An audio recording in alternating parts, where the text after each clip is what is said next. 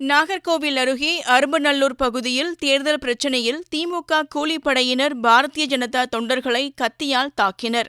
இதில் படுகாயமடைந்த மணிகண்டன், சதீஷ், பழனியப்பன், சரவணன், ரமேஷ் மற்றும் சுப்பையா ஆகியோர் ஆசாரிப்பள்ளம் அரசு மருத்துவமனையில் அனுமதிக்கப்பட்டனர்.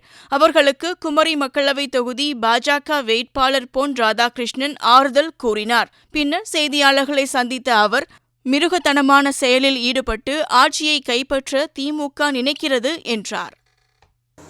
திராவிட முன்னேற்றக் கழகம் ஆட்சியை கைப்பற்றலாம் என்று நினைக்கின்றார். கடந்த பல மாதங்களாகவே தேர்தலுக்கு முன்பாக இருந்து திராவிட முன்னேற்றக் கழகத்தைச் சேர்ந்தவர்கள்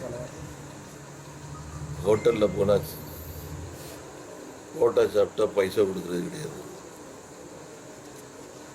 ஜூஸ் குடித்தா காசு கொடுக்கறது கிடையாது, சாப்பிட்டுட்டு அங்கே இருக்கக்கூடிய கல்லால் இருக்கக்கூடிய காசு அடிச்சுட்டு போகிறது, திருட்டு, இதெல்லாம் பட்டவர்த்தமாக ஊடகங்கள் நீங்கள்லாம் எடுத்து காமிச்சிருக்கீங்க. இதெல்லாம் காமிச்ச பின்னாடியும் அவங்களெல்லாம் போய் பார்த்து கண்டனம் தெரிவிக்கக்கூடிய வகையிலையோ அவர்கள் மேல் நடவடிக்கை எடுக்கக்கூடிய வகையிலையோ திமுக இதுவரைக்கும் செயல்படலை. மாறாக பாதிக்கப்பட்டவங்களை போய் பார்க்க போகிறேன்னு அதுலேயும் அரசியல் ஆதாயம் தேடக்கூடிய வகையில் திராவிட முன்னேற்ற கழகத்தினுடைய தலைவர் பல தடவை அதே போல போயிருக்காரு.